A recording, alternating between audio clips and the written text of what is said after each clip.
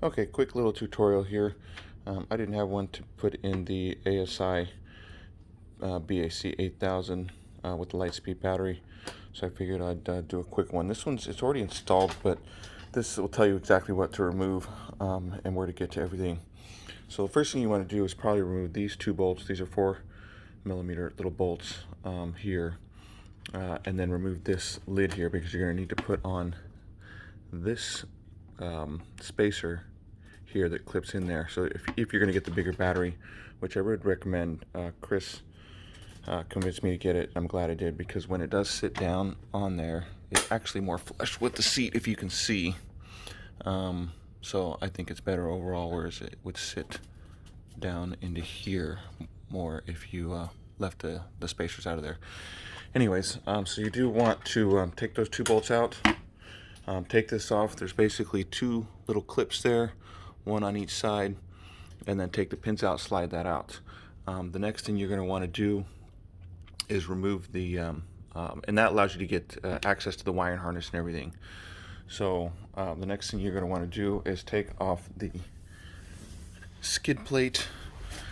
This is an aftermarket Luna one.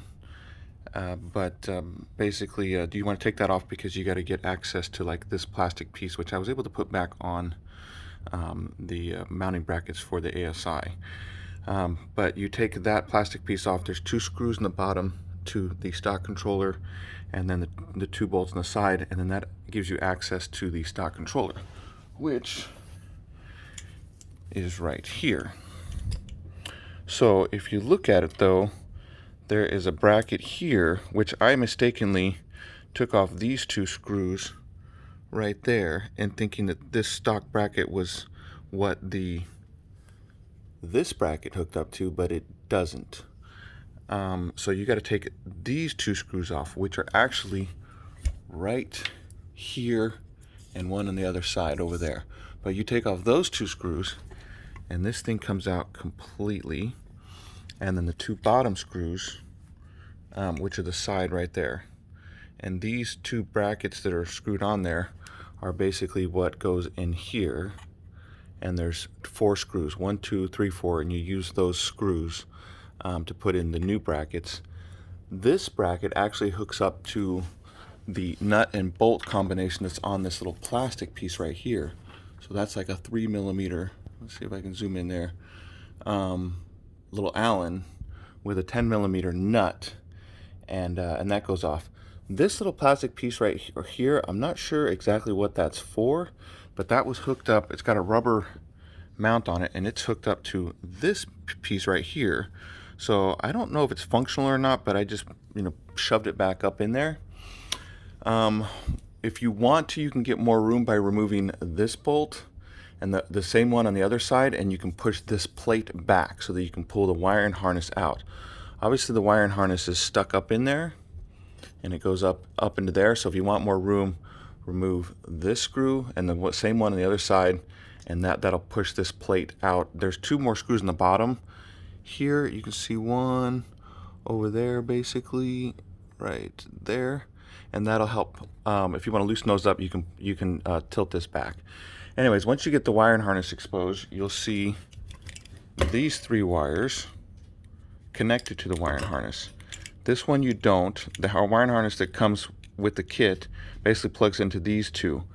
This one came with a spacer in there. Do not put that in. It's a little yellow plastic spacer.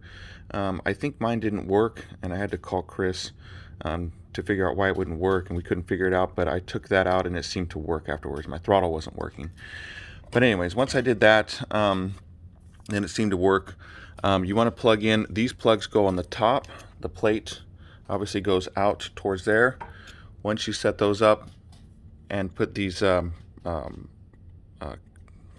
aluminum bracket pieces on, then put the extensions on, put the shrink wrap on. Obviously follow the directions for the colors. Blue goes to W, yellow goes to V.